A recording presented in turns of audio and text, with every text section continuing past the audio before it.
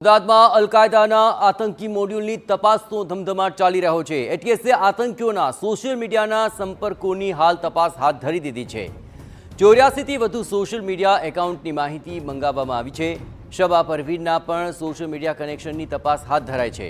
Shama Parveen Mohammad ફૈકના Pakistan connection અંગે સઘન તપાસ શરૂ થઈ ચૂકી છે। પાકિસ્તાનના કોઈ એક જ વ્યક્તિના સંપર્કમાં હતા કે નહીં તેની પણ તપાસ ચાલી રહી છે। શબા પરવીન કેટલાક સ્થાનિક લોકો સાથે સંપર્કમાં હોવાની શક્યતા જણાઈ રહી છે। આતંકી શબા પરવીન બાદ વધુ 2 થી 3 શકમંદો એટીએસના રડારમાં હોવાની વિગતો મળી રહી છે।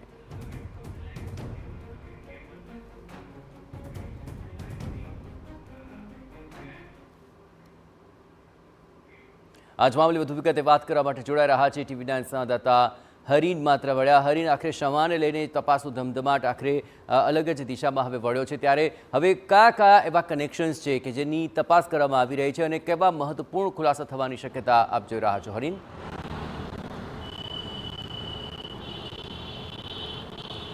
બિલકુલ, આતંકીઓના કનેક્શન અને તેમની ધરપકડ મામલે સૌથી મોટો એક મહત્વનો મુદ્દો છે તો તે સોશિયલ મીડિયા એકાઉન્ટ અને ખાસ કરીને તેમાં ઇન્સ્ટાગ્રામ એકાઉન્ટ, અમુક એકાઉન્ટ છે શંકાસ્પદ એટીએસના ધ્યાને આવ્યા હતા, તેમાં સર્વેલન્સ ચાલુ થયું, તેની તપાસ ચાલુ થઈ, ટેકનિકલ ટીમ બનાવવામાં આવી ને ત્યારબાદ આ આતંકીઓ છે તેની ધરપકડ કરવામાં આવી। પહેલા 4 આતંકીને ત્યારબાદ શમા પરવીનની ધરપકડ કરી છે। તેના પર હવે અલગ અલગ 2 થી 3 લોકો છે તે રડારમાં છે, કેમ કે જે રીતે તે કોના કોન્ટેક્ટમાંથી, કેમ કે અત્યાર સુધી જે 4 આતંકી પકડાયા હતા તે સોશિયલ મીડિયા થકી સંપર્કમાં હતા, પરંતુ શમા પરવીન સ્થાનિક કોન્ટેક્ટ પણ ધરાવતો હોવાની એટીએસને માહિતી છે તે મળી છે અને તેના આધારે એટીએસ હવે વધુ તપાસ શરૂ કરી છે।